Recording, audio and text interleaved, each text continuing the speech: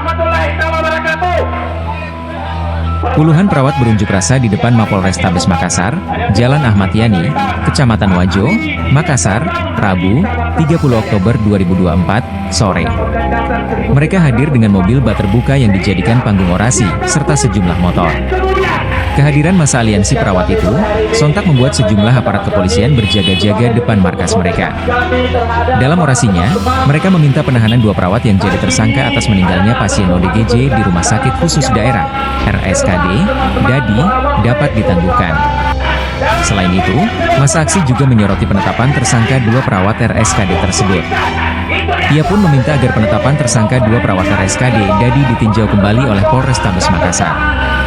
Sebelumnya diberitakan, 2 perawat Rumah Sakit Khusus Daerah, RSKD, Dadi Makassar ditetapkan tersangka oleh polisi akibat meninggalnya pasien berinisial SA, 42.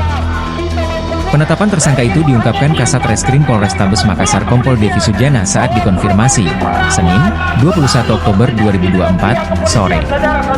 2 perawat yang masing-masing berinisial N itu, kata Devi, ditetapkan sebagai tersangka lantaran diduga lalai saat menjalankan tugasnya dalam pengawasan pasien ODGJ.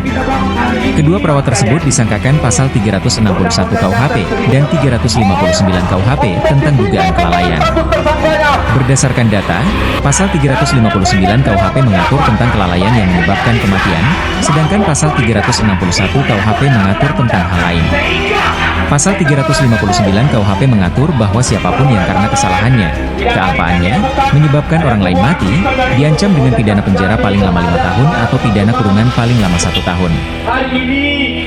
Sebuah kekeliruan dalam menetapkan 2 perawat sebagai tersangka, karena hadirnya Undang-Undang Kesehatan Nomor 17 Tahun 2003 itu kemudian sudah menjamin seluruh tenaga kesehatan yang bekerja di layanan kesehatan, sehingga saya kemudian tidak menyalahkan aparat kepolisian untuk memakai KUHP kelalaian dalam pasal 359 tag 60 itu menjadi kewenangan kepolisian. Cuma saya ingin menyampaikan bahwa ada hal atau ada kekeliruan yang kemudian diterapkan dalam pasal penetapan tersangka 2 perawat. Harusnya sebelum menetapkan 2 tersangka perawat ini harus melakukan sebuah investigasi dari komite etik, komite medik, komite keperawatan. Kalau memang pada dasarnya semua komite ini ada sebuah kesalahan sehingga patut kiranya komite etik itu mengeluarkan sebuah rekomendasi. Apakah ini ada sebuah kesalahan atau kemudian ada unsur perbuatan melawan hukum?